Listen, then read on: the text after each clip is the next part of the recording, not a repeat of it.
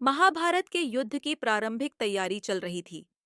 हस्तिनापुर में योजनाएं बन रही थीं और कुरुक्षेत्र की भूमि युद्ध भूमि में परिवर्तित की जा चुकी थी। इसी समय द्वारका में श्री कृष्ण अपने रथ पर बैठे विचार कर रहे थे, किस पक्ष को अपना सहयोग दें।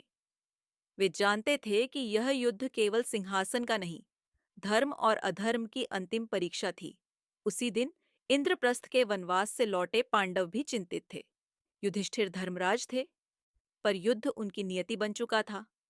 भीम प्रतिशोध की अग्नि में जल रहे थे और अर्जुन के हृदय में अपने ही सगे बंधुओं के विरुद्ध उठने वाले बाणों को लेकर द्वंद्व चल रहा था।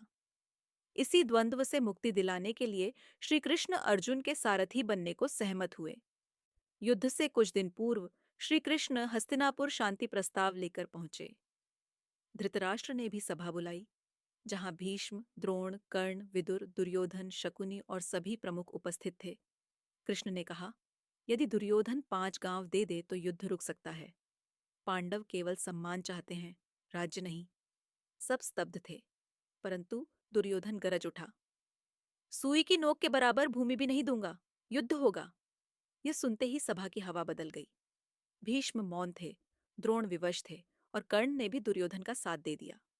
कृष्ण ने अंतिम वचन कहा, जहां धर्म है वहीं श्री कृष्ण होंगे, विचार कर लेना।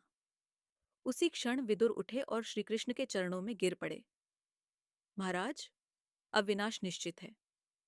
कृष्ण उठे और हस्तिनापुर छोड़ते हुए बोले, अधर्म के रथ को मैं स्वयं मोड़ूंगा। उधर पांडवों के शिविर में कृष्ण ने स्पष्ट कहा, एक ओर मैं निशस्त्र रहूंगा, दूसरी ओर मेरी समस्त नारायणी सेना। चुनो। दुर्योधन ने बिना सोचे सेना चुन ली और अर्जुन ने नतमस्तक होकर कहा, मुझे केवल कृष्ण चाहिए, बिना अस्त्र शस्त्र भी वह पर्याप्त हैं। कृष्ण मुस्कुराए। यह वही क्षण था जहां भविष्य तय हो गया।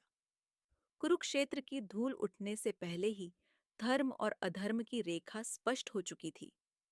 युद्ध अभी प्रारंभ भी नहीं हुआ था, पर श्री कृष्ण की मौन उपस्थिति ने विजय का निर्णय रच दिया था।